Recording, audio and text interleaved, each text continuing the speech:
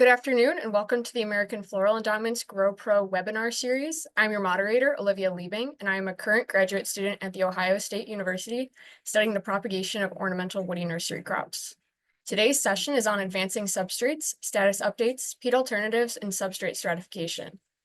On behalf of the endowment, I'm excited to be a part of AFE's Grow Pro webinar series that features a new topic every month presented by an industry expert. The webinars are free to everyone thanks to the generous support of AFE's sponsors. The views and opinions expressed in these webinars are those of the speaker and do not necessarily reflect the views or positions of AFE.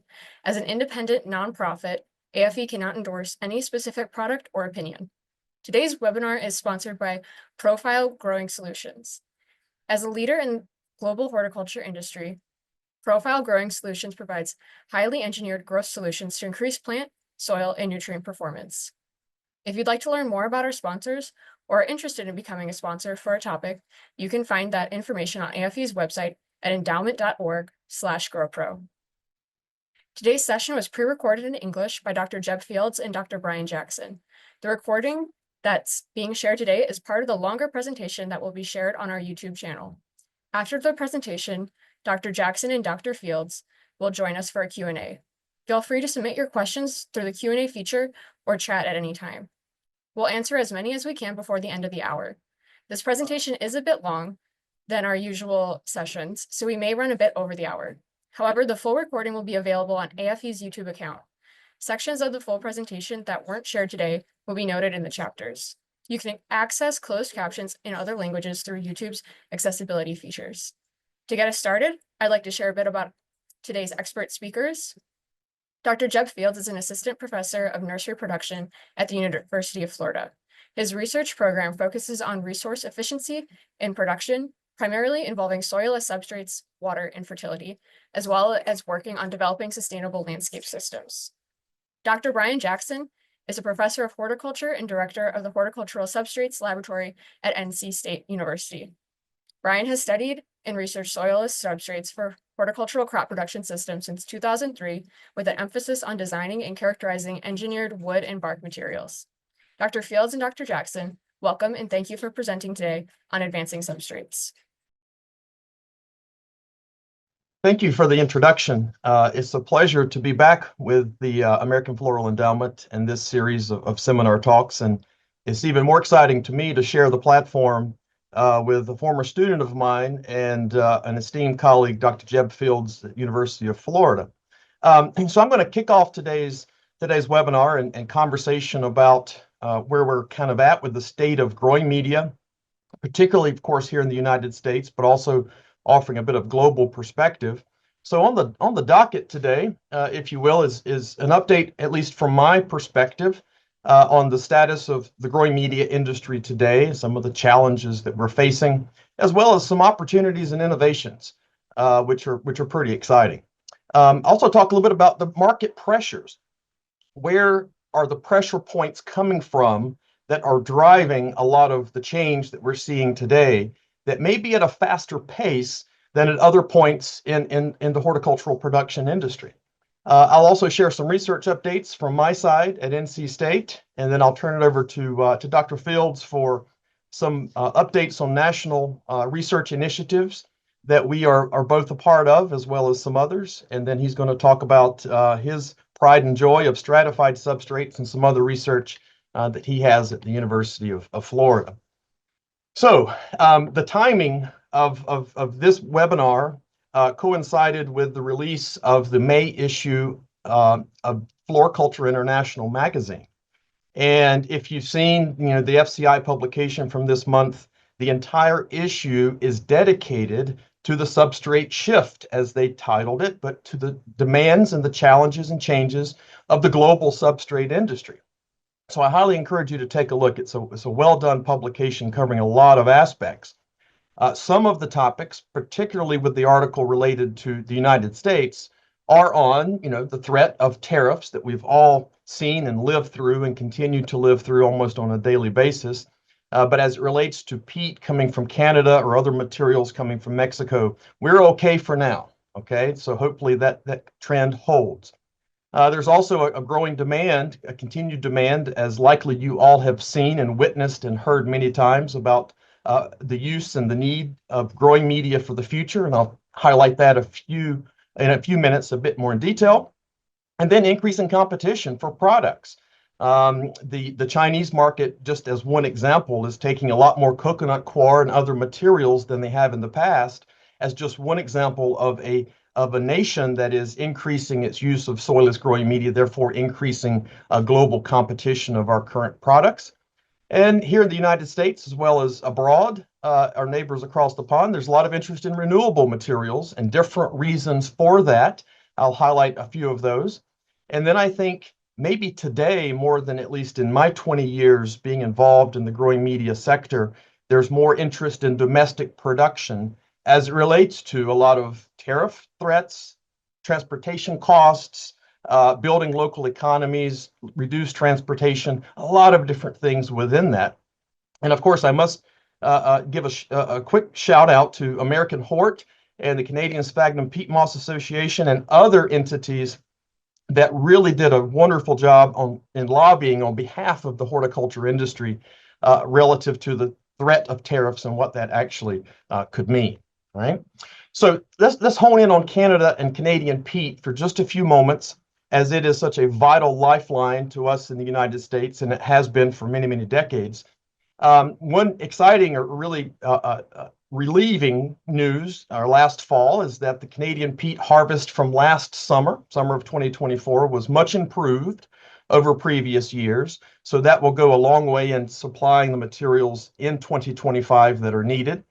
In 2023, just to give some perspective relative to our Canadian partners to the north, as of 2023, about 89,000 acres, which is about 0.03% of the total peatland in Canada, has actually been opened up and extracted for the horticultural purposes. Now, that 89,000 acres is a lot, but that's 89,000 of the 280 million plus acres of peat that reside in our neighbors to the north in Canada.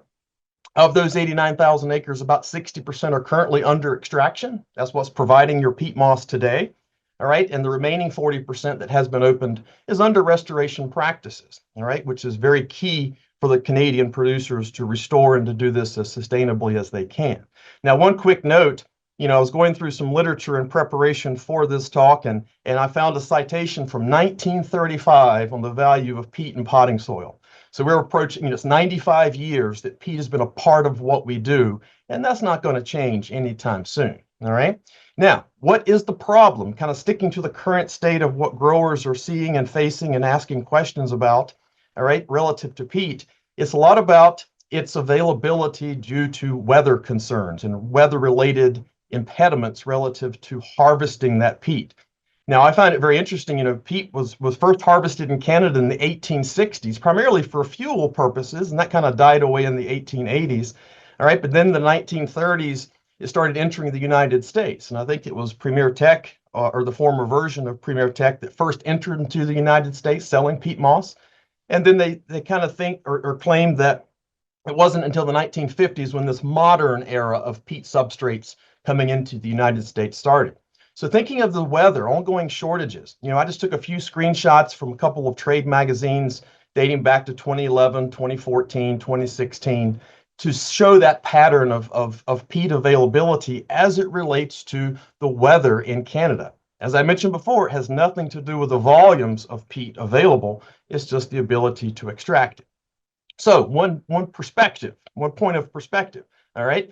This is not new. All right, here are two bulletins from 1980, all right, one from Greenhouse Canada and one from the New York State Flower Industries Group that signified the same issues some 45 years ago, all right, relative to peat supply relating to bad weather. All right, now to that point, I want to share this graphic with you that one of my graduate students made recently, and it highlights some of the reported weather-related incidents that have occurred in Canada, all right, as reported from the Canadian Sphagnum Peat Moss Association since 2002, highlighting some of the storms, some of the flooding, some of the inclement weather, as well as fires that have impeded the optimal peat harvest for our Canadian producers to the north. All right, so those are things that are out of their control. All right, but they're trying their best to harvest the volumes that are needed to fill the gap and the void relative to demand. All right. Now, to that point, all right, greenhouse management, as many of you likely know, does a nice state of the growing media report. And the most recent one highlighted the top 6 grower or consumer-based concerns relative to growing media. All right. And availability, as I just mentioned, due to harvest and the price increases associated with that, independent of tariffs or transportation, all right, are more driving factors for growers than are sustainability concerns. All right, now that is a different story than our European colleagues, but this is particularly looking at North American growers and their thoughts and perspective relative to growing media. All right, so now I'm going to try this. Let me offer a perspective on peat and growing media innovation and development, and then I'll hope to tie this together in just a few minutes. But let's take a sidestep here.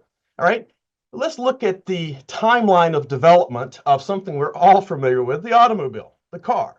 And if you start in 1910 with the Model T, and you go through the 50s and the 60s and 90s, and then you get into the hybrids of the 2000s, and now we're in the full electric EV mode of various different models. There has been transformation in all areas of industry. Let's take a look at this from a peat perspective, okay? Now that you've identified which of these cars is your favorite, all right? If you take the same approach from the peat industry, it's phenomenal how much development has occurred in the past 100 years with our peat industry, both in Canada and of course globally, beginning, pre-1920s all the way back into the 18, 17, 1600s. Peat was harvested by hand, primarily for fuel, and it kept millions of people alive for hundreds of years. And then you get into the next photo down below. These are women that are hand sewing sacks to actually place peat and ship it before plastic was developed for that.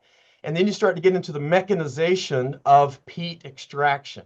And then you get the compressed bells that kind of came into play in the late 50s, 60s. First in Europe, to my knowledge, but then I think it was Lambert who first offered the first compressed bale of peat in the United States. And then you had more palletized bag production. And then you can see the continued innovation in peat harvesting and processing, including the super tower, or the towers or skyscraper bells that have certainly been invented for larger production. And then you get to the end, the most modernized peat use and processing today. Okay, so let's take that one step further, and then I'll tie a bow on this. All right, let's take a look at the substrate timeline, at least as I understand it, primarily from the United States perspective, but there's some global context here as well. All right, so pre-1960s, we were still filling pots, primarily tin cans, all right, metal cans with mineral soil. And a lot of implications of that, of course, and wanted to transition. And then in 1957 came the UC Davis system of peat and sand. The introduction of peat and growing soilless media. And then stone wool, all right, out of Europe in 1969 was first developed with rock wool, and then it has advanced since then. And then you get the peat light, the Cornell peat light mixes in the early 1970s. Now is when that's the bread and butter for so many decades, when peat and perlite mixes were developed. And then you look into the 70s and 80s, and aged bark were heavily researched and developed. All right, then the coconut coir products had been initially investigated decades prior, but not until the 1990s they really gained ground and gained traction on the global scene as far as substrates.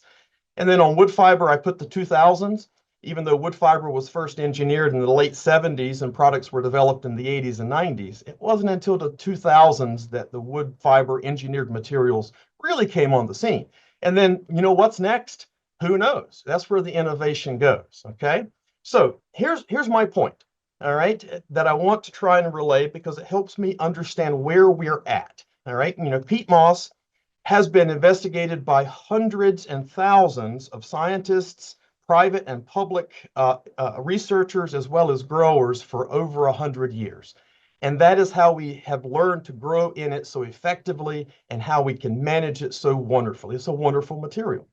Similarly, reliable alternatives to peat don't and can't just happen quickly. It takes a lot of time to develop these types of products so that growers can still produce optimal plants, all right, with as minimal changes to their systems as possible, but likely there's still changes that have to be made. All right, as the domestic and global growing media industry has evolved, rarely does it mean that traditional products go away. Instead, using peat and wood fiber or coconut coir as an example, all right, what it often means is these new materials get incorporated with peat or with other materials as part of the overall solution to demand and volumes that are needed, as well as crop performance. So I view it as a positive that more materials are coming online. And most of all of our peat producers and the growing media companies in Canada are fully supportive and are working as hard as anyone to develop new materials to extend and to improve and to further supply peat security moving forward. And I would end with this: just like cars today don't drive the same as the 1930s, growing media today and moving forward will likely drive or be driven differently. All right, so keep that in mind. All right. So what's different today? And I get asked this a lot. Well, Brian, if alternatives to peat and concerns over sustainability have been present for decades, why is it at a fever pitch today? Now, let me offer a few of my perspectives to this. All right. First, there's the public and overall grower perception and decision making that is driving by publicity, how much they're seeing in the news, whether it's fully accurate or not, and certainly by economics. All right. The other thing is that there are more peat-free or peat-reduced crop production resources available today than ever before, not just in Europe, but even here in the United States. As more research has been done in the peat-reduced production of crops, there's more resources available to that. And then when you get companies as large and as holistic as Syngenta, who earlier just this year has made the public statement of moving towards peat-free plant production. And that continues to drive a lot of people's interest with some of the big companies and corporations are making those decisions. Why? I do not know, but there's various possibilities as to why to do that. Okay, so now I want to summarize something I've thought about for a while and kind of looking at the major drivers of change and innovation today. What's happening? And I think the growing media industry is being squeezed from the top and bottom simultaneously by so many different forces, unlike any time previously in the last 50, 60, 70 years. All right, let's start with the top-down pressure that's coming to our industry. Well, again, this is more in Europe and other parts of the world, but there are countries that are experiencing or have imposed peat bans. There are many other countries that have imposed limitations to peat extraction or the giving of new licenses or permits to extract peat. There are additional environmental and other regulatory threats. There's transportation issues, and that just does not include trucking, all right, but it includes freight from overseas, as we saw freight prices increase historically during the pandemic due to the flux of materials trying to cross the oceans. You've got climate and weather patterns that are undeniable, and they're changing the way we do things. And that is something that's driving, how do we mitigate that as much as possible? You've got political policies. I'll share one or two of those with you in just a second. And then there's always the threat from the retailer box stores, all right, relative to what their decisions are about the plants that they sell in their garden centers, relative to sustainability or peat reduction. If any of those happen, then growers have to respond accordingly. All right, now let's go from the bottom up. All right, what's driving the change and the necessity of new materials and innovation from the bottom up? Well, it's public perceptions. And of course, demand, as I talked about before. It's the misinformation, and there's quite a bit out there about what's sustainable, what's not, what's best for you moving forward. The peat annual availability, I would say, is the biggest issue for a lot of growers as it relates to supply and demand. And that is, again, independent of the Canadian or any peat producer's efforts. All right. Substrate cost increases. Of course, if the peat or other substrate material raw costs go up, then that has to be passed on down to the grower. Grower sustainability plans. We'll talk about sustainability very briefly in just a few seconds. But that is driving a lot of this as well. Certainly from the public consumer hobby garden market, thinking of wanting products that are more peat reduced, less reliance on foreign goods, and a lot of interest by growers themselves and by mixed manufacturers for more domestic substrate production. And Jeb's going to hit on that a few minutes later about some of the national initiatives that we're doing. So these are just snapshots that I see, all right? There certainly could be others. All right, one other quick thing relative to the demand, and that's true here in the United States, also globally. All right, the increasing production of soilless crop production globally has increased and is expected to continue to increase. That means more substrates needed to grow these plants in these soilless systems. I would also offer my opinion that the value and importance of peat and growing media is more quote unquote realized and monitored of concern by other production sectors in horticulture or outside of horticulture that previously they just took advantage or never thought about the role that growing media play in their operations. And now I think there's a lot of education that has occurred, and I think that's a very good thing. And then the value of growing media in other ag sectors, including forestry and even agronomy with tobacco production for one, is also now of great interest to these sectors as well. All right, so what does that actually mean? Well, you've got our traditional crops, all right? And I just listed a few here from foliage crops, potted ornamentals, mushrooms, blueberries, a lot of greenhouse vegetables. Well, yeah, we know those all grow in substrates. But look where the industry is headed, all right? Some on very small scales, but other that are growing by leaps and bounds. Let's look at some of the non-traditional, figs and melons. Are all figs and melons going to be grown in greenhouses? No, I don't think so, all right? But in niche markets and places around the world, they are. Now you get into things like hops and coffee, potato and grapes.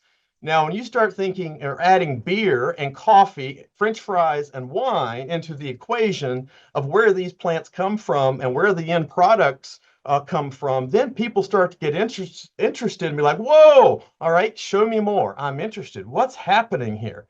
That's a snapshot of what I see for these non-traditional crops. And the other thing is the reliance on growing media for the field grown, the predominantly field grown production of horticultural crops from berries, of course, and vegetables. And I show tobacco here below. So many different industries rely on what we do, okay? So one quick note about the global substrate movement relative to primarily Europe, okay? Now, I mentioned before, but bans, regulations, a potential threat of taxes on peat because peat is still cheaper to extract and process than raw materials.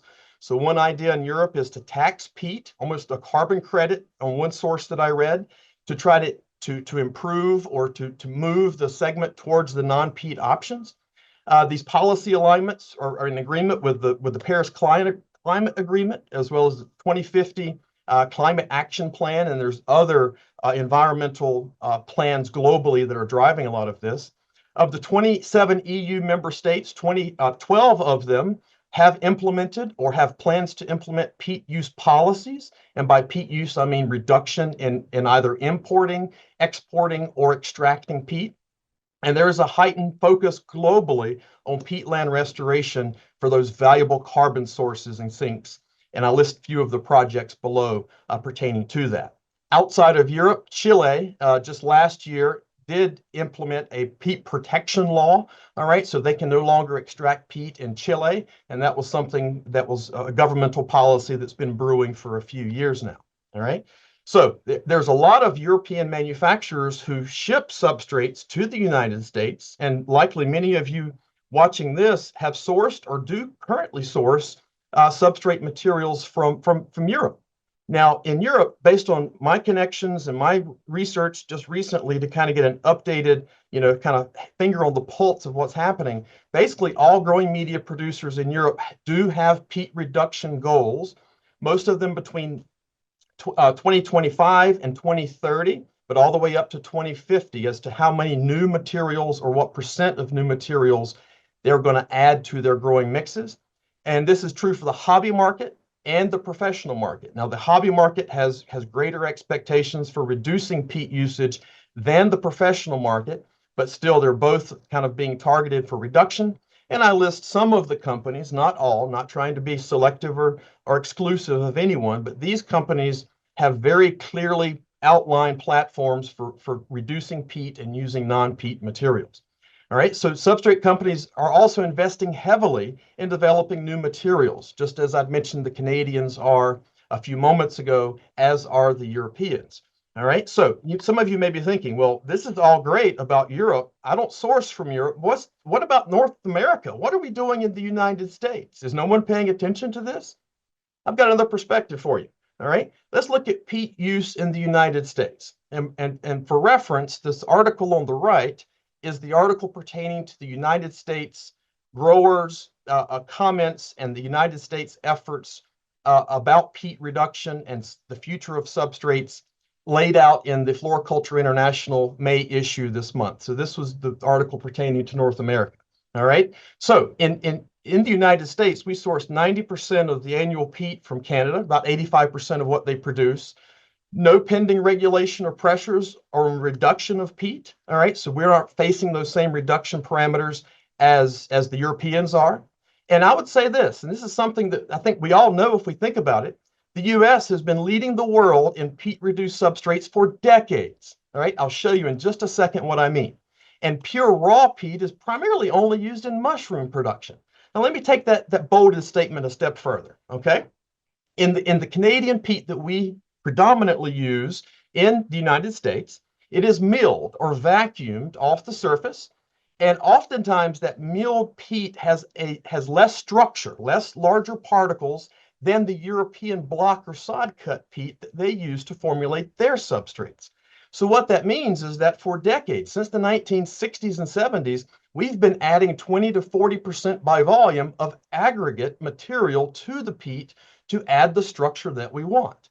So rarely ever is any 100% peat used to grow crops in the US. It's a blend of somewhere between 60 and 70% peat, the other being non-peat materials. So we are doing our part, even in peat reduction.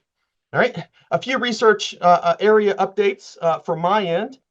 Some of the things currently happening or recently happening in my lab. And one of the questions I also get asked, well, Brian, you've been doing this for 20 years and others, where are we at with R&D?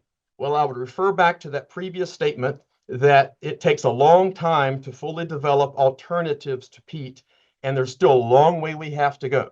Now, what's highlighted here are some of the areas that my lab and others have worked pretty diligently in the last 20 years to begin to understand some value, some foundational principles of how to use wood products, how to use engineered wood fiber in place of, in extension of peat or bark or coconut coir or other materials. All right, I'm not going to go into all of these individual topics, but to give you an idea of the main project areas, okay? The photo on the right is from Greenhouse Management Magazine just in April of this year, and that's just one indication of other initiatives happening globally. And this one happens to be on the West Coast and in California, as the West Coast is also looking at how to adopt what we know about engineering wood fiber, using wood fiber, and doing that, supplying that on the West Coast to reduce the transportation from the east. One of the big areas in my lab now with one of my PhD students, Brett Timmons, is looking at wood substrate sourcing scenarios. So for manufacturers or for growers who are wanting to make their own substrates, or for manufacturers wanting to make it and sell it, there's a lot of different sourcing scenarios that can happen, either from the pulpwood forestry industry, forest residuals left over after the harvesting of timber, or from mill residues. And all of those sources can then be engineered into various products. All right, another aspect of that, something I've been interested in for many years, is the engineering parameters around the different mechanisms by which we process wood into substrates. And the three main processing techniques, and there are others, all right, hammer mills, disc refiners, and screw extruders. So we've got a pretty aggressive project in place now to do more characterization of these different materials, not which one's better, which one's worse, but how are they different. And the other aspect of that we're looking at from a sourcing scenario is, okay, we've got 1 ton of feedstock coming from some forest origin, all right? And depending on how it's processed, well, how do we calculate how much end product we can generate from 1 ton of feedstock through the different types of mechanized processing equipment? And this gives some better foundation of understanding from a grower perspective or a manufacturer, which of these manufacturing processes may be best for them. The other thing that we've developed a lot, got some more work to do on this, is developing a wood substrate volume calculator. And what this is it's an interactive tool so that you can select the species of pine, you can select the size of the pine, the height of the pine, and even right here I chose hammer-milled, but we can also choose extruded or disc refined. And then it actually calculates the number of entire trees or tonnage of feedstock that's needed to create, in this example, 86,000 cubic feet, which is 3,100 cubic yards of growing media. So we're trying to do this too as a tool for growers. A couple of other kind of updates and points on wood chemistry. This was a 3-year project we just finished with a former student of mine, Jack Bobo, who's now soon to enter the industry. And what we know from fresh wood fiber, fresh wood materials, is that there's chemistries in these products that can be inhibitory to plant growth. There's volatile chemistries as well as soluble chemistries. So since 2006, I culminated a list of all of the approaches that my lab or others have done regarding how to remove and mitigate these toxins so that wood fiber can be used fresh or as fresh as possible. And we've got physical treatments from aging, a lot of drying and heating of wood, steaming, cold washing, hot washing, leaching, and even stratification, which Jeb will touch on later.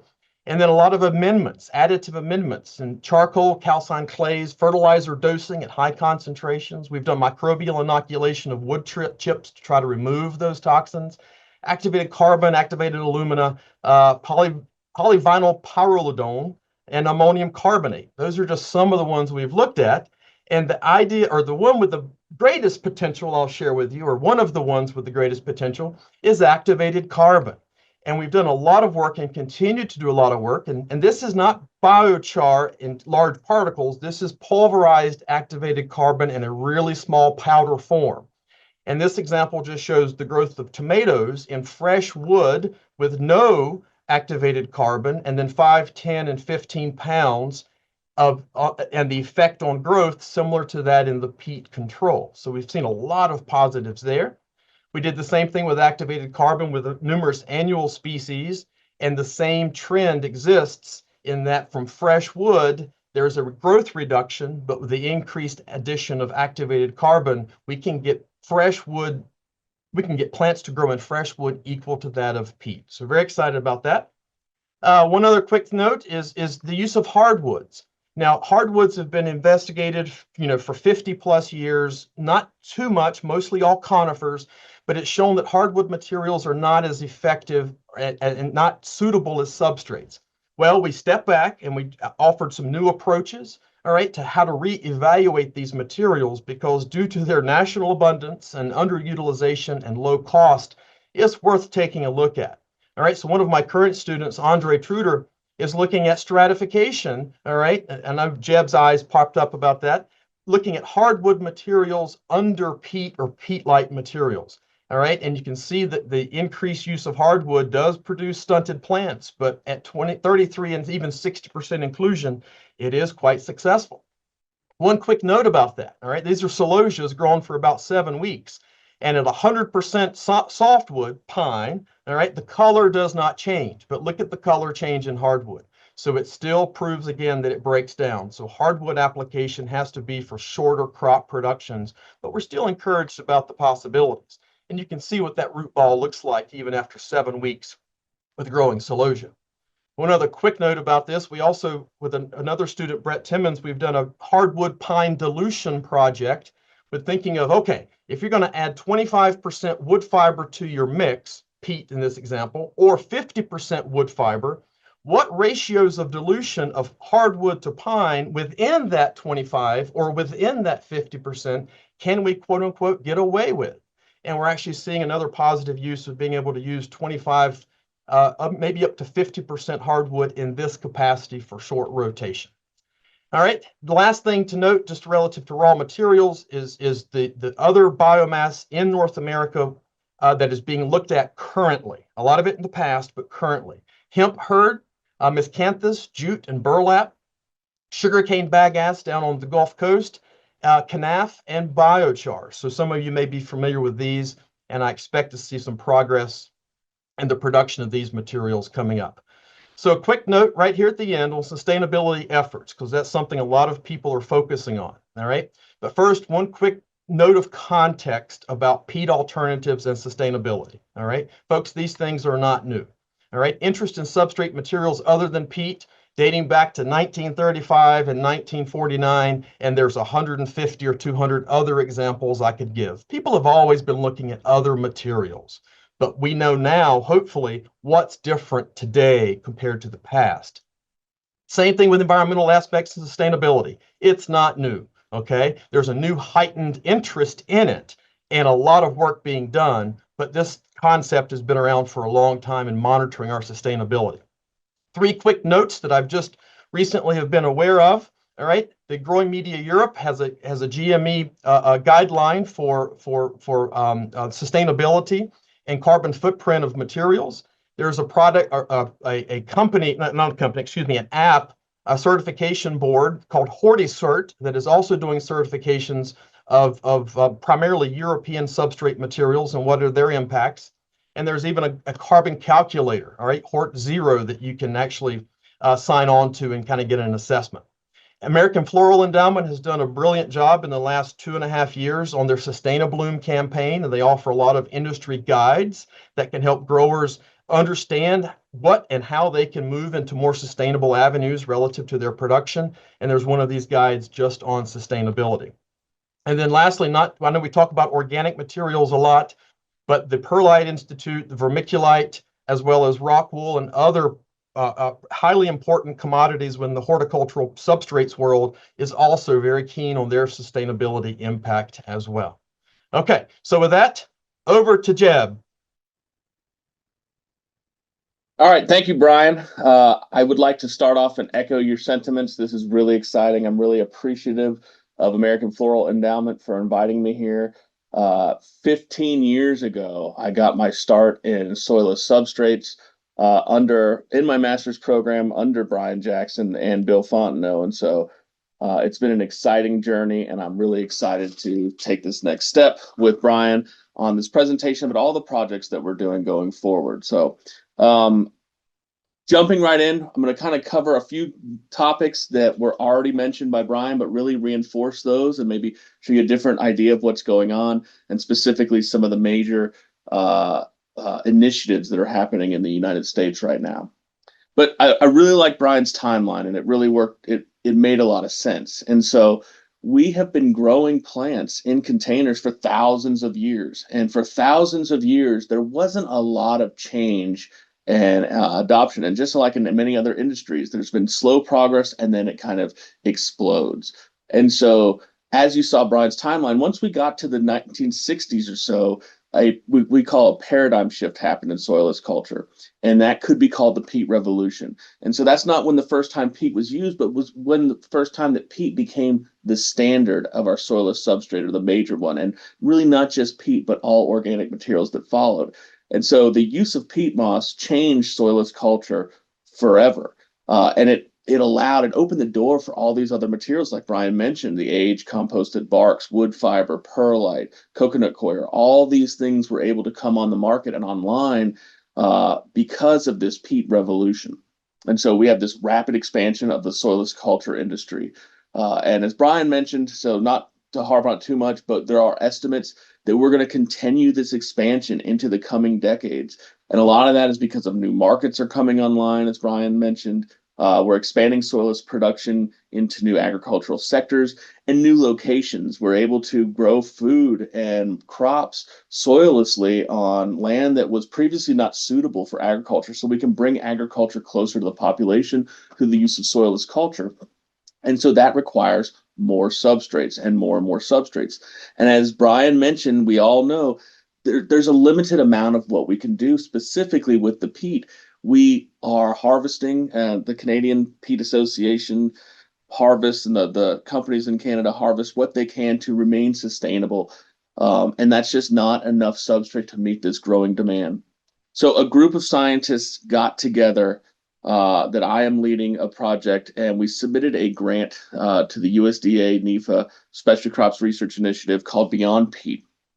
And what this was really to do was to usher in what we consider the third paradigm of substrate science, So there was a rapid growth and expansion with the peat revolution. Now we're exploding, and we're looking at more local and regional and other materials that we can incorporate, as well as new substrate management practices.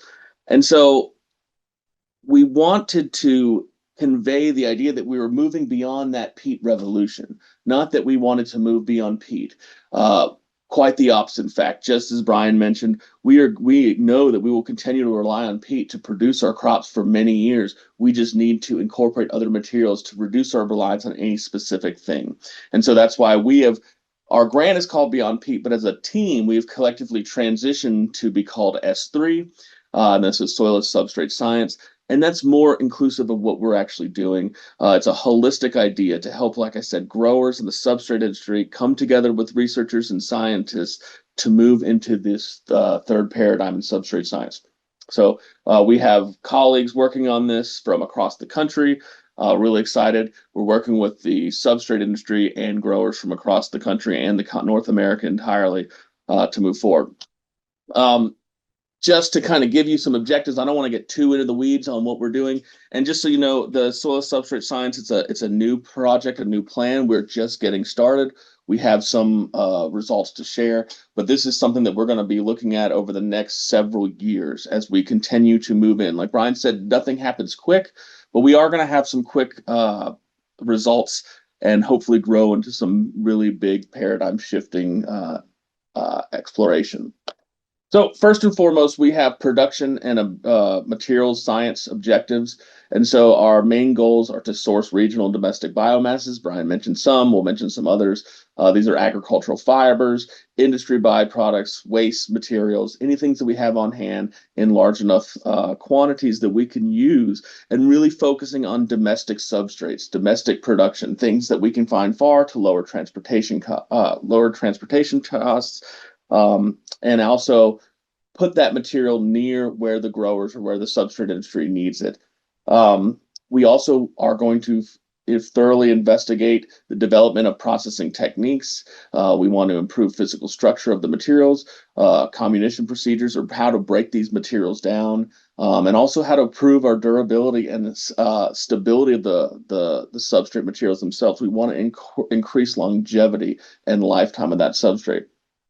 We're also, something I do a lot is optimize plant production systems. So we want to not just create these materials, but help develop the best way to incorporate them into our existing production systems and how we might have to adjust some production systems to incorporate these. This means a lot of new advancements. Stratification, Brian alluded to it. I think you've probably heard me talk about it. If not, you're going to hear quite a bit of it today. But stratification, we think, is a real way to kind of get to those next goals we want to do and help us further understand how to maximize plant productivity and maximize our resource efficiency. But that's just half of what we're doing. We also have, our team has a full socioeconomic environmental impact objectives that really give that holistic view, like I said. So we're also going to be working with the consumers, working with the growers to establish barriers to adoption, identify consumer perceptions, willingness to pay, sustainable substrate initiatives. Really excited that we're going to have a economic evaluation of these new materials and the associated costs with adoption, and not just the materials, but also the procedures and the processes and the techniques, as well as developing or establishing the carbon footprint for new and existing substrate materials. Brian kind of mentioned a new tool that's on the market for European substrates, but we don't have that information readily available for North American substrates. And so we're going to build that and develop a easy to use tool for stakeholders to kind of identify and your carbon footprint with different substrates and different substrate techniques. And of course, I'm an extension specialist. I love working with growers. We're going to have a major component of our project in outreach and evaluation. We're involving growers, the substrate industry, and all stakeholders in decision-making throughout the project so that we can ensure that what we do makes its way into the mainstream and is adopted and is readily available to you. So with all that, of course, we're going to start with what's easy and what we've already made some good strides on. And so it's, again, I keep going back to Brian, but this is a seamless team effort. And Brian is part of the Soilless Substrate Science team. So why not start with what is likely one of the best opportunities, and that is wood fiber and processing. This is what I got my start in 15 years ago when I worked with Soilless Substrates under Brian, and we still work on it today. And I think it is one of our best options for sustainable and renewable materials, simply because it's ubiquitous. There are trees and there are wood across the planet. And so it's something that we can really, the industry has incorporated, is used and built around this. So it's a great start.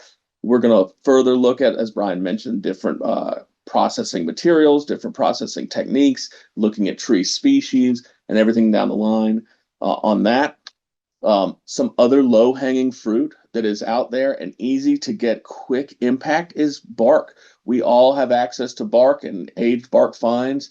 And so screening that or grinding that down or milling that bark into more peat-like substances, or substances that gives peat similar characteristics to peat, gives us a quick way to jump through some of these initial goals. And so if you look at a peat-based commercial mix, and we can add some really fine screened or milled bark to it, we can create a very similar structural mix and grow some plants. This is just some petunias being grown in that initial mixes with these bark incorporation rates.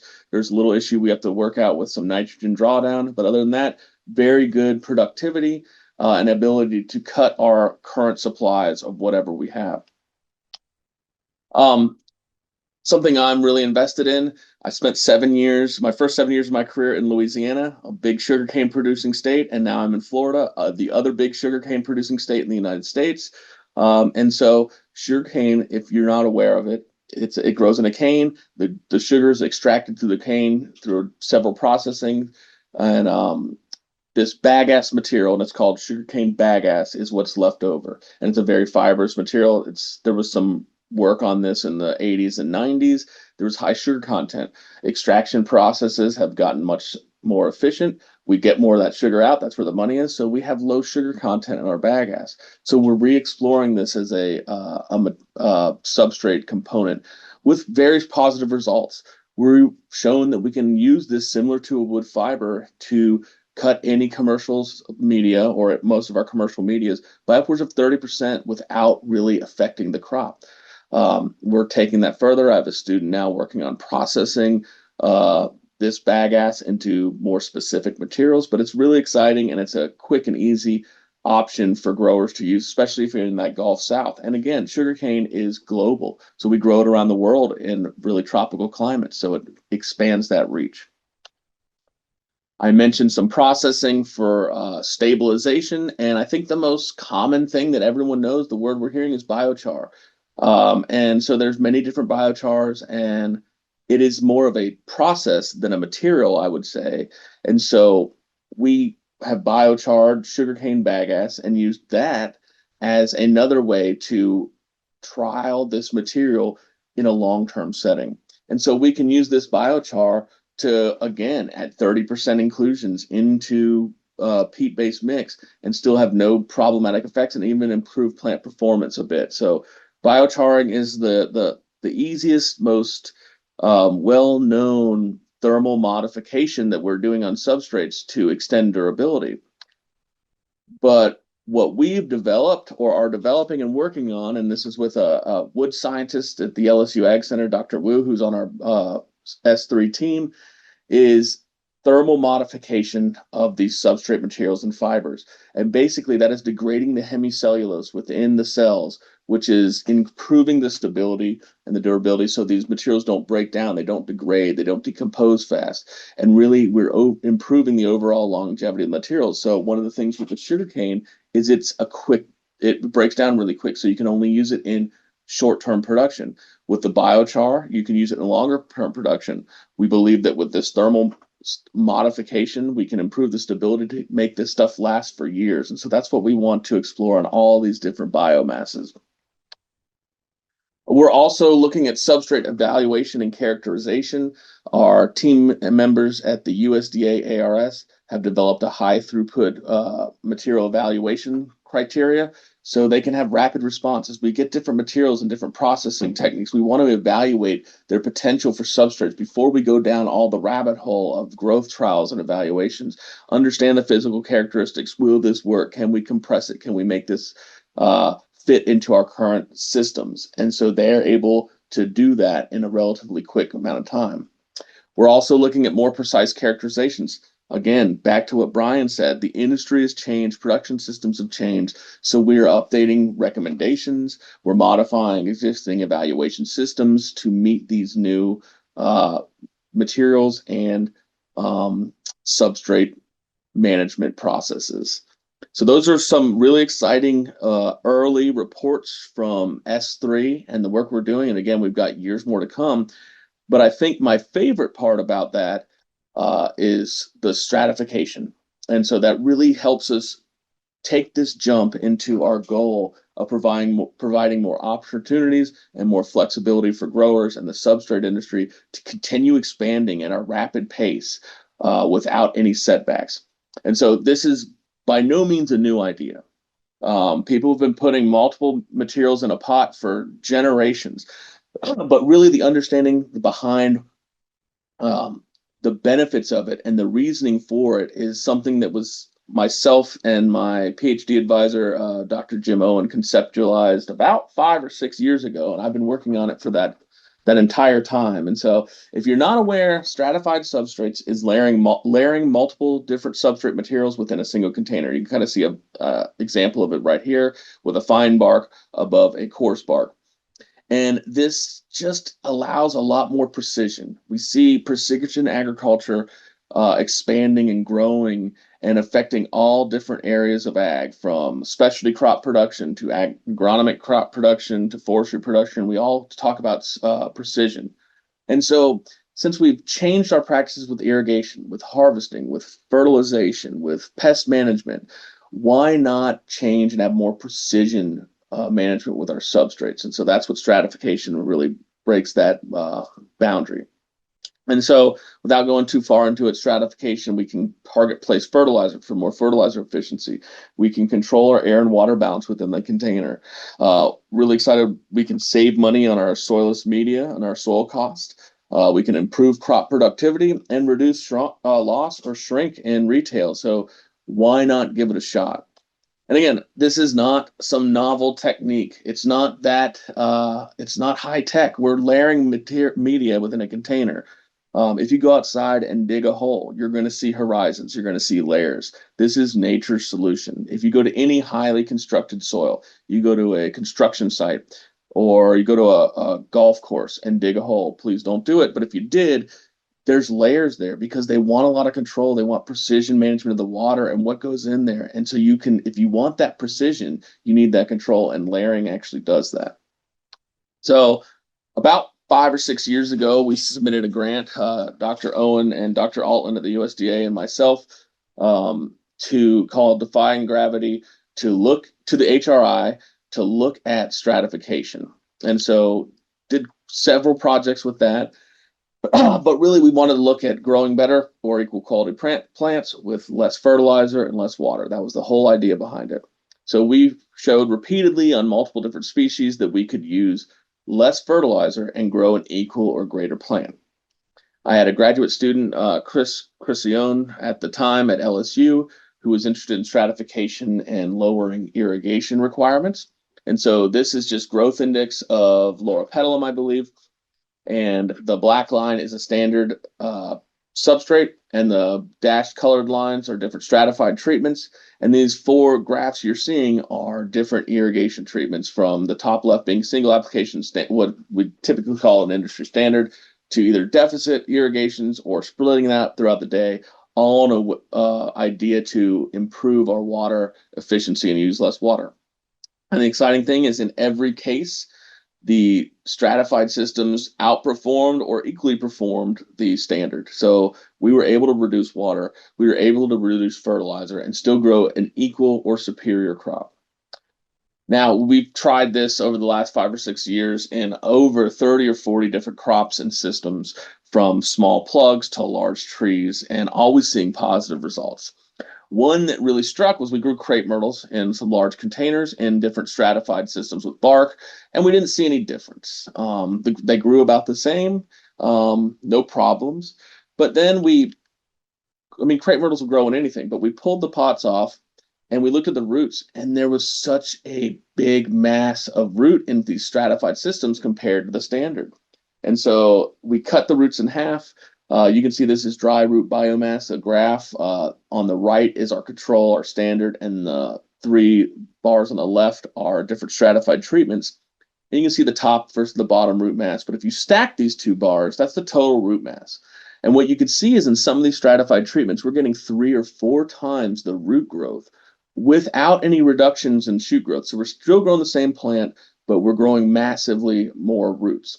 And so this helps with landscape establishment and transplanting. And so I have a study currently ongoing back at the Hammond Research Station that is evaluating stratified substrate transplant. And so we hope to have more data on that this fall. Really excited about the quicker transplant or establishment that we're seeing. So I've been talking about all these things: rooting, improved roots, less water, less fertilizer, and really excited about the ramifications. But then I was telling some growers at a Louisiana Nursery and Landscape Association board meeting about all these doing, and one of the growers looked at me and said, "Why can't we use this to cut our peat?" And this was a few years ago when there was a little bit of a shortage or less availability of some of the peat moss, and growers were having to on the fly change what they were using. And at the time in southeastern Louisiana, a highly productive peat light could cost upwards of $200 a yard, and a locally sourced bark mix could cost $20 a yard, so about a tenth of the price. And so, of course, if you could cut half of that pot volume down with a product that's a tenth of the price and easily available, that saves you a lot of money and helps you get through any kind of shortages or low availability really quickly. So we did some trials on his farm and found that it actually worked. Really happy with it. Good rooting, good plant productivity. So I submitted a grant to the Fred C. Glockner Foundation to explore this further, and we got a grant.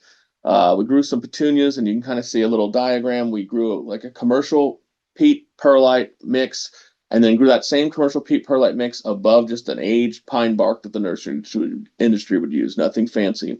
Grew petunias. They all grew fantastic. What I wanted to look at, and what's really exciting, was again the rooting. Over time, you could see that the stratified plants just consistently had greater root growth, and without any loss of the plants. The top of the plant looked great. They all looked the same, but you would see, and by the end of the study, you could see there's nothing wrong with that root ball on the left. That's standard. We'd sell that. We'd be happy with that. The customer would love that. But you have such a healthier root mass on the right-hand side in the stratified treatments. And so my student Chris at the time, he was moving into his PhD, and he was very interested in this root architecture and how these stratified substrates affect plant rooting. And so he built the rhizo boxes so we could actually watch and monitor the rooting, and he could trace this to kind of evaluate it and see it in real time.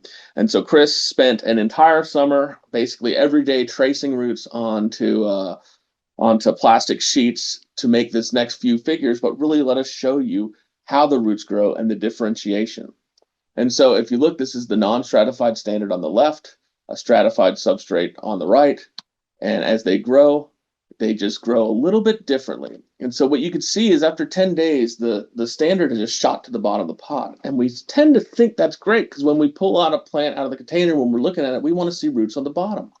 But if you look, there's so much white area in that rhizo box, whereas in the stratified, you haven't hit the bottom yet, but you're filling in. There's a lot more finer roots. And when we really evaluate root architecture, we want to look for a wide rooting angle. Think about in the landscape, when your plants get in the landscape, and when we call establishment is when lateral roots leave that root ball and enter the native soil. So you want that lateral rooting. It's a sign of a healthier plant. So over time, these keep growing, and you just keep seeing more lines, more color on the right in the stratified, more white empty areas in the non-stratified, until you fully fill it in.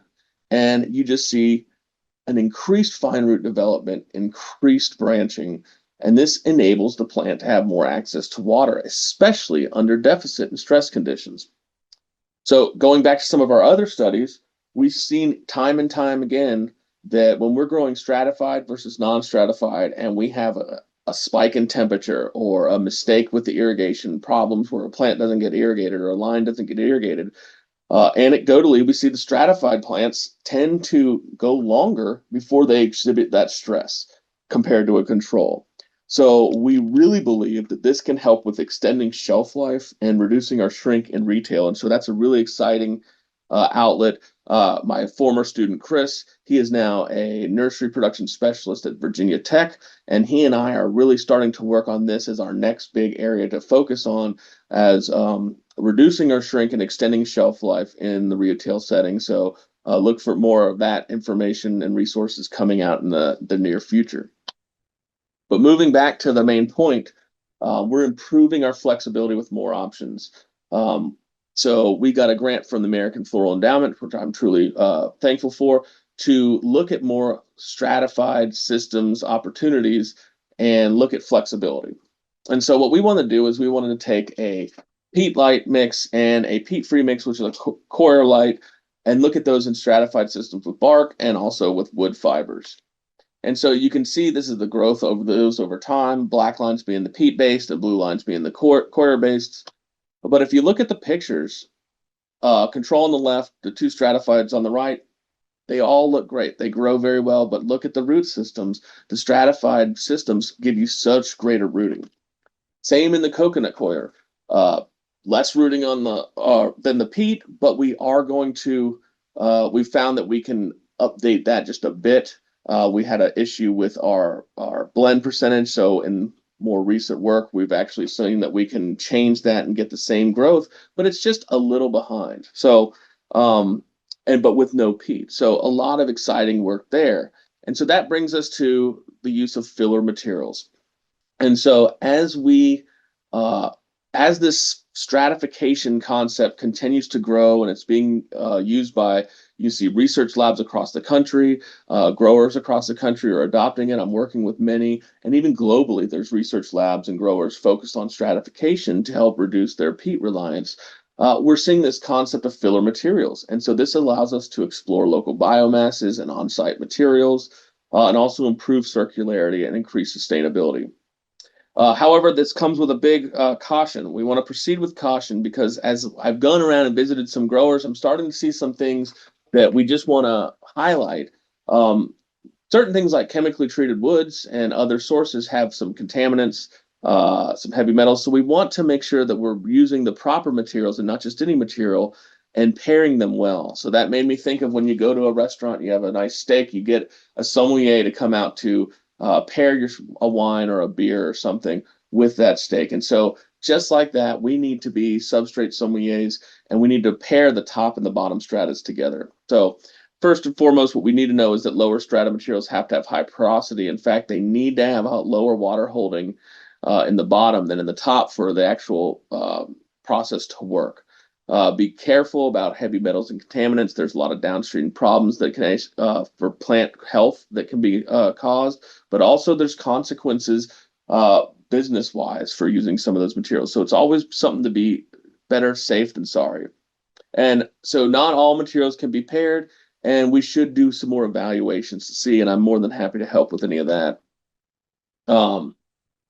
Depth and layering we looked at. We've always done in 50-50 in stratification, but we want to evaluate more. So we tested it out. You can kind of see on the left, it's all non-stratified with more stratification to the right. And there's a clear break here where you don't really want to go over 50% stratification. But the point is up to 50, you're still seeing the same plant and benefit, but your rooting and your resource efficiency is increasing. So if you're apprehensive of going full 50%, go a little bit. Just a little bit of stratification actually does help and gives you some benefits. Finally, wrapping this up, we've done some work on young plant production in stratified systems. And what we did this with a research technician of mine back at LSU, is looking at bark-based propagation mix and peat-based propagation mix and looking at those layered over wood fibers or perlite. in vegetative and seed production, and we saw very successful rooting. So we were able to, again, take this down to a very small cell and grow great liners and great plugs with highly rooted ones as well, with less resources, with more flexibility. And this is the seedling German plugs. So just as good of rooting, just as great of a plug, but with less resources. So overall, the benefits of stratification: you can improve your roots and shoots. We can reduce our resources, mainly fertilizer and water, also peat and any substrate. It just gives you the more flexibility and less reliance on any single material. Excited to pursue some ideas of reducing shrink and increasing longevity at retail. I didn't really touch on it, but we've seen increased root rot resistance, something we're working on right now in stratified systems, and better transplant success. And overall, again, we're just adding control and giving precision back to the growers. I ask this a lot. We definitely want to work with growers, substrate industry, and our stakeholders. So if you want to get involved with stratification or S3, please contact me. This is my email address. I am very heavily invested in stratification and the whole S3 third phase of substrate movement. So I will be more than happy to help you with anything you do, talk about pairings, talk about ideas and opportunities. We're going to have grower sessions for S3 at Cultivate and Far West. Please let me know if you're interested in participating in any of those. They'll be limited, but we do want your input. And we have an S3 website that is launching this fall, so you can stay updated on more our research, our findings, and our fact sheets and videos and what more. And we're planning a S3 stakeholder symposia in 2027, so in a couple years, to really showcase all of our resources. So we're really excited about that. The best way to keep updated with my stuff and these projects is follow my newsletter. I write a bi-weekly newsletter for Ball Publishing, the Nursery and Landscape Insider. It is very heavily biased towards substrate science because that is what I love, and that's where I want to focus on. And so with that, I'd really like to thank all the sponsors for all the work we've done here, especially Profile Growing Solutions for sponsoring this webinar, as well as the USDA NIFA, American Floral Endowment, Horticultural Research Institute, the Fred C. Glockner Foundation, and the Floriculture Nursery and Research Initiative, who have all supported the research you've heard today. And then I'd like to give a shout out for next month's webinar, Rooted in Plastics, with Dr. Paul Bartley. He's going to be a really exciting talk on plastic reuse regulations and other alternatives that are coming down the line for floriculture container production. So make sure you stay tuned and check that out. And with that, we'll be happy to take your questions. All right, Dr. Fields and Dr. Jackson, thank you for your presentation. I'd like to open up the session for Q&A now. Our first question is from Nabil. I think this might be good for Dr. Jackson. What opportunities do you see for using Western pines, ponderosa and lodgepole, as opposed to loblolly, for wood fiber as a partial peat substitute? Would Douglas fir also work? Okay, yeah, I mentioned that briefly relative to initiatives on the West Coast, but we have, in the last 2 years, pretty extensively studied 5 species in California, including Doug fir and ponderosa pine, as well as sugar pine, white fir, and California incense cedar. And if the same principles of both processing and aging or other preconditioning are used that we've learned with using loblolly in the South, then those species too can be successful and have shown to be successful for California. So the answer is yes. Okay, and another question from Stevie. What are good peat replacements for poinsettias? In all the work we've done with poinsettias, as long as any phytotoxic, especially using anything fresh, poinsettias are quite sensitive to phytotoxicity. So once that phytotoxicity is removed, and that can be done by various different aspects of how the wood fiber was processed, or in aging it or preconditioning it after, we've had wonderful success with wood products for poinsettias. That's, you know, I guess the short answer I would give as far as poinsettia specific.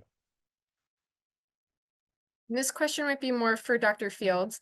Have you thought about how to fill the pots efficiently with a stratified substrate strategy? Yeah, we've actually done quite a bit of exploration and thought into how to effectively fill the containers, and there are some automation strategies being developed.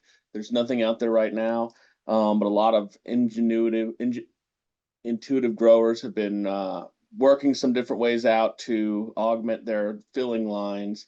I don't have a strong answer for that, like exactly what you're doing, but there are some things in the works, and I do expect to have more information on that in the future. This question could go for either of you. It's from Sarah. Are wood amendments considered sustainable, or is this waste material from other wood processes? I'll start and then Jeb can chime in if he chooses. So both in Europe and here in North America, the current commercial wood fiber products that are on the market are being sourced from byproducts of other forest industries. The only exception to that would be independent growers who are harvesting their own trees on their own land and then processing the material into a substrate to be used, and they subsequently replant those harvested areas for a cyclical or cyclical approach to growing their own media. Sustainability of any one product depends on where one is and what you're trying to replace or trying to get away from. So I'm not a believer of any one thing being more sustainable than another. It depends on who you are and where you are, and then that adds to the decision-making process relative to, is it more sustainable? Yeah, and just chime in. I fully agree. I think also a question to ask would be, what is your definition of sustainability? Um, I can't imagine saying that one is more sustainable than the other. Just yeah, exactly what Brian said. It all depends on how you're using it, where you're using it, and what you're replacing. Yeah, and one other quick note is, one thing about forest products is they are certainly more renewable Mhm. than just using peat as one example, as far as being able to plant it, grow it, harvest it, and do that cycle over and over pretty short in a short amount of time. So the renewability is certainly pretty high, but to Jeb's point, sustainability Yeah. covers a lot of different facets that have to be explored prior to just making that statement. Yep, that's what I was kind of thinking, like renewability versus sustainability. There's a lot of different definitions there. Okay, I think Nathan has a more experimental question for you, Dr. Fields. You watered regular plants once every 3 days and stratified plants every 5 days. Can you tell how you came up to those numbers? Would wetter root systems have been responsible for rooting production being lowered in the non-stratified layers? I think that was a mistake. They were watered the same, so there was a deficit irrigation in that petunia study, is what I imagine you're referring to. And I'll go back and make sure I didn't make a mistake on that slide. But there was a deficit irrigation and a standard irrigation, so they were both received water every 3 days, and also both had a treatment that received water every 5 days. And the stratified treatment, the ones receiving water every 5 days, did as well as the control that received water every 3 days. So, yeah, a little confusing, and I'll make sure I update that next time I go through. Okay, and Nathan has another question. What growing media was used for these experiments that you have been using as the control? We went through a lot of different experiments, so I'd need to know a little bit of more information on that. If you're talking about me, but I don't know, maybe you meant Brian's experiments. So, Yeah, for us, our control is still peat perlite is most of what we use for greenhouse materials, but we've also done bark or coir depending on what the objective was. But peat predominantly is what we kind of try to compare things to, and quite frankly, it's always difficult. And my objective, and I worked with my graduate students on this, is not to be better than. Our objective is to try to get plants to grow equally as well at best. And certainly with a lot of peat reduced and even peat free, it's peat's the gold standard. So we don't expect it to behave the same, because it won't. It's different stuff. But how do we manage it to get as good as we can to what growers are traditionally used to using in their systems? Okay, and we have a question from Pablo. Can you recommend specialized machinery, such as potting equipment designed for automated potting of stratified media? not at this moment. Like I said, there are some automation systems being developed.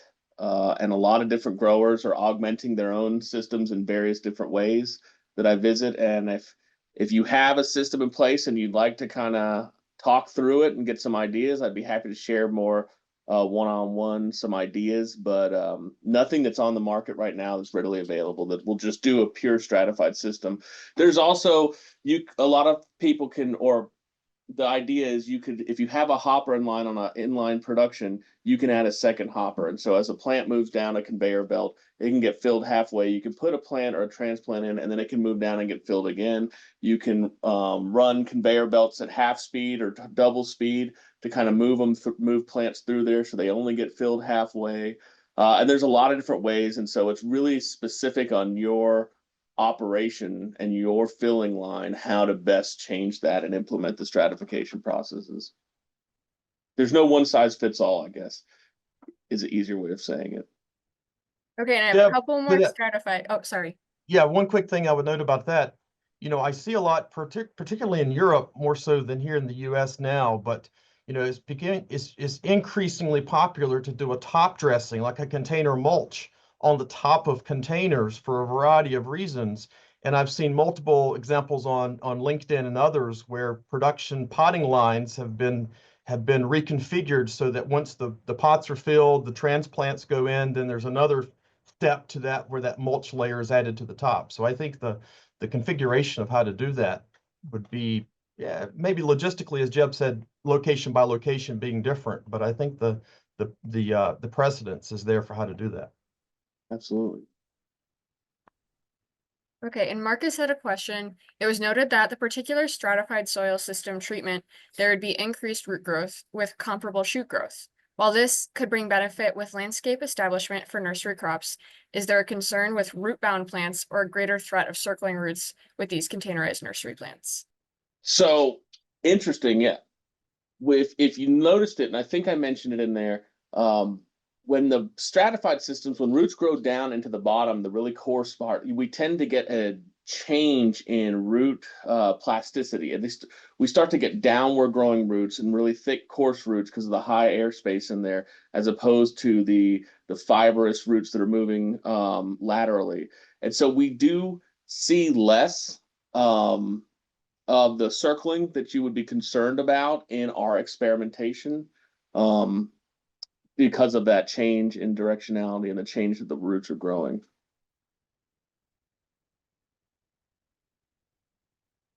I have one question from Dundee. What do you think about the possibility of compostable PLA foam as a growing substrate?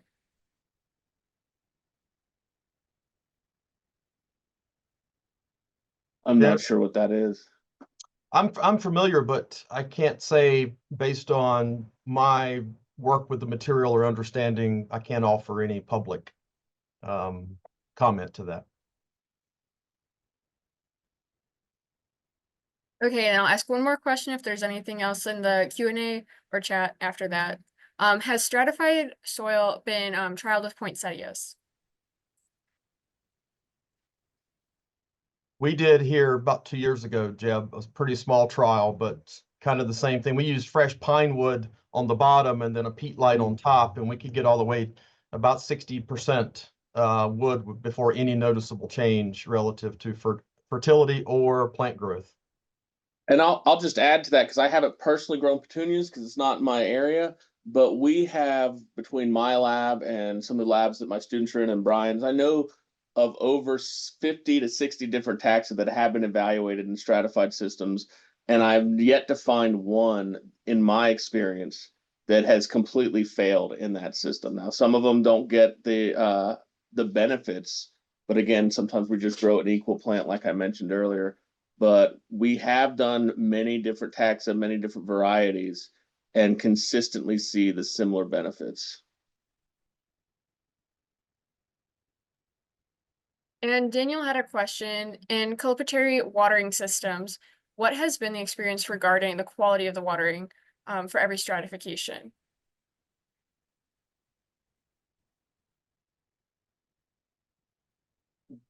So I think you've been in the capillary watering systems. Was that something, Brian? Did you talk about that?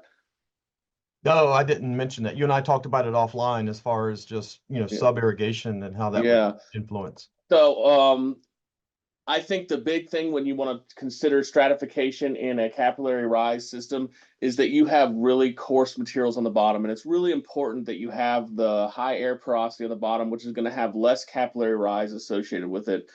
So if you're going to use a capillary system or an ebb and flow system, you really want to make sure that in a stratified, you want to make sure that that water level comes up to that upper level or that upper strata at least to start absorbing water, because the whole idea is that bottom layer is not going to be able to transfer that water upwards easily. So I don't know that the stratified would be the most exciting work to go into a capillary system. It doesn't mean that it can't work, but you really need to dial in that water level to meet that. But as far as the quality of water, I'm not sure that it would make a difference.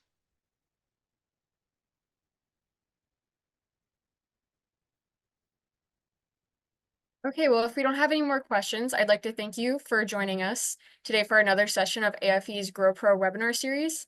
Join us next month for Dr. Paul Bartley's presentation on plastic use, regulations, and alternatives for floriculture container production on Tuesday, June 24th at 1 p.m. Eastern Standard Time.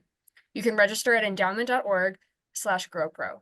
While there, check out our past webinar recordings, other grower-related resources, and research reports available to you free, thanks to industry support.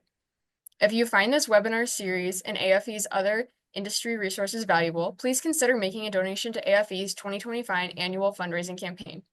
This campaign kicked off last week and will run from now until June 30th. More information about this year's campaign and sponsorship information can be found at endowment.org/rise. We ask that you please complete the brief survey about today's session, where you can suggest additional topics and help us continue to improve these webinars. Thank you again for joining us. Have a great day. If you'd like to stick around, we do have 2 more questions that we can answer. One is from Stevie. Do you have issues with bottom substrate drying at different rates than the top? No, it's actually the way it works. So that top kind of acts as a cap to stop the evaporation from moving up. So you break that water rise through there, so we don't have that drying down. But the whole idea is that we're holding less water down in the bottom, so we want it to stay a little bit drier than the bottom of a standard container would be. So that's the main goal, to kind of get rid of that overly moisturized high water holding capacity in the bottom of the container.